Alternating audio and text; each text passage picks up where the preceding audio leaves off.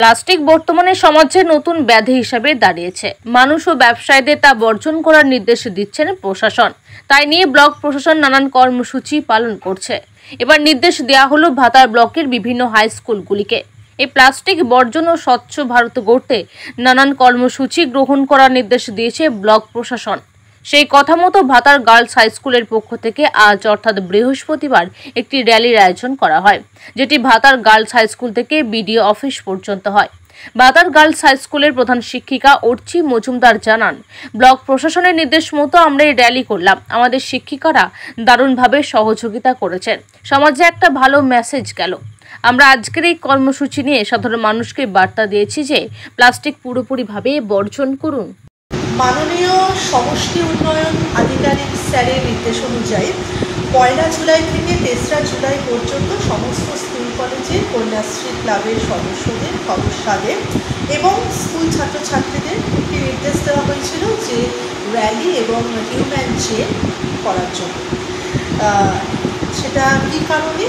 মূলত আমাদের সমাজের যেটা এখন সবথেকে বড় সমস্যা প্লাস্টিক, সেই প্লাস্টিক বর্জন, স্যানিটাইজেশন এবং স্বচ্ছ ভারত মিশন গ্রামে, এই 3টি বিষয়ের উপরে আমাদের এই র্যালিটা করার কথা। সেই অনুযায়ী আজ 3 জুলাই বৃহস্পতিবার আমি ভাতার গার্লস হাই স্কুলের পিআইসি অর্চি মজুমদার, আমি এবং আমার সব সহকর্মীরা সবাই মিলে আমাদের ছাত্রীদের নিয়ে একটা র্যালির ব্যবস্থা করেছিলাম।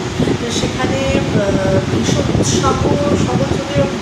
উৎসাহ নিয়ে আমাদের মেয়েরা অংশগ্রহণ করেছে। দিদিমণিরাই স্লোগানগুলো সব ঠিক করেছেন। মূলত সুমনা ম্যাডাম আমাদের আছেন, উনি স্লোগানগুলো মূলত ঠিক করেছেন।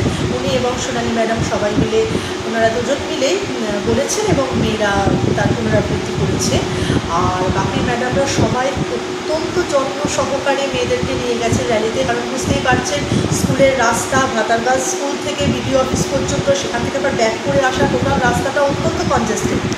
কিন্তু দিদিমণিরা অত্যন্ত যত্ন সহকারে মেয়েদেরকে নিয়ে গেছেন এবং নিয়ে যাওয়াটাই বড় কথা নয়, আসল হচ্ছে সমাজের বুকে কিছু মেসেজ ছড়ানো, যেটা মানুষের অনুসরণ করাটা খুবই প্রয়োজন।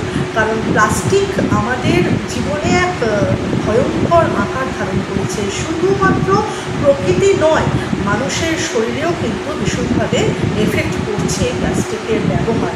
সেই জন্য কিন্তু মাঝে মধ্যে এই র্যালি, এই সচেতনতা আমাদের খুবই প্রয়োজন। আমি Bhatar girls high school PIC madam